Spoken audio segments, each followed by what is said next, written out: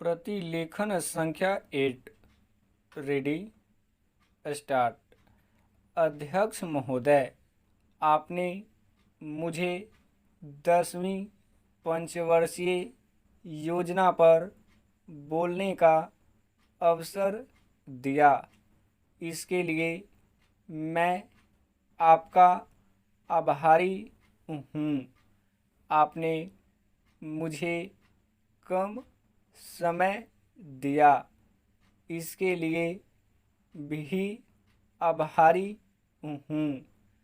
अभी मेरे से पूर्व कुछ सदस्यों ने हम पर यह आरोप भी लगाया कि हम योजना में विश्वास नहीं रखते। उन्होंने तो यह भी कहा कि हमारे चुनाव घोषणा पत्र में भी उनको इस बारे में कुछ नज़र नहीं आया।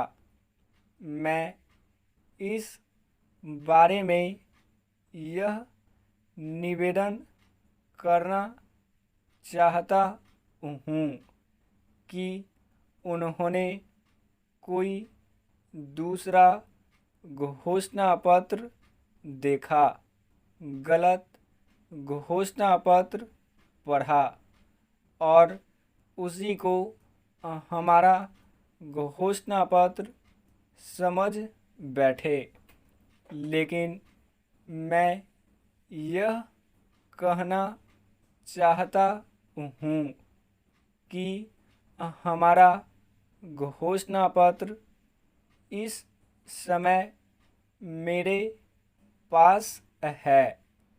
इस घोषणा पत्र में हमारी घोषणा में योजना के बारे में स्पष्ट रूप से कहा गया है कि हम योजना पर विश्वास रखते हैं, लेकिन ऐसी योजना पर विश्वास नहीं रखते जो जनता के दुखों को दूर नहीं कर सकती, जो जनता के कष्ट दूर नहीं कर सकती।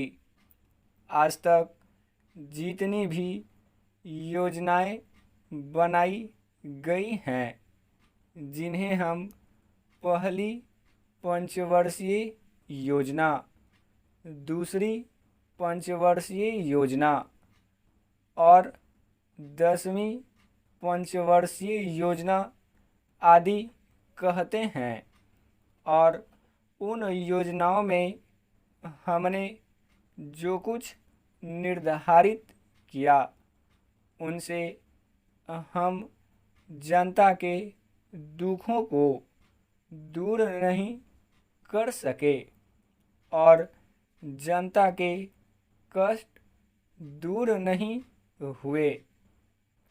इन योजनाओं के परिणाम भी हमारे सामने हैं। बड़े बड़े अनुभवी बैठे, उन्होंने योजनाएं बनाई, लेकिन योजनाएं ठीक प्रकार से कार्यान्वित नहीं की गई।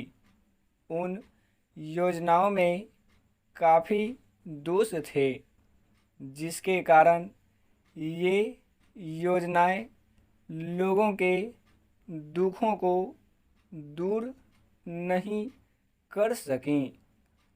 लोग दुखी ही रहे। मैं यहाँ पर कहना चाहता हूँ कि जो हमारी योजना थी, उसका परिणाम क्या निकला। उसका परिणाम यही निकला कि हमें रुपये का मूल्य कम करना पड़ा। जो योजना होती है वह राष्ट्र धन को ऊंचा करने के लिए बनाई जाती है, लेकिन हमारे सामने आंकड़े हैं। इसका परिणाम हमारे सामने है। हमने अब तक 9 पंचवर्षीय योजनाएं कार्यान्वित की हैं, लेकिन हमारी प्रति व्यक्ति आय में और जीवन स्तर में अपेक्षित वृद्धि नहीं हुई है। यह दुख की बात है। मैं यह कहना चाहता हूँ कि हमारा ऐसी योजना में विश्वास नहीं है जो जनता के कष्टों को, जनता के दुखों को दूर न कर सके। हम ऐसी योजनाओं पर विश्वास करते हैं जो उनकी आयु बढ़ा सकें, उनका आर्थिक विकास कर सकें, उन्हें उन्नत कर सकें। स्टॉप।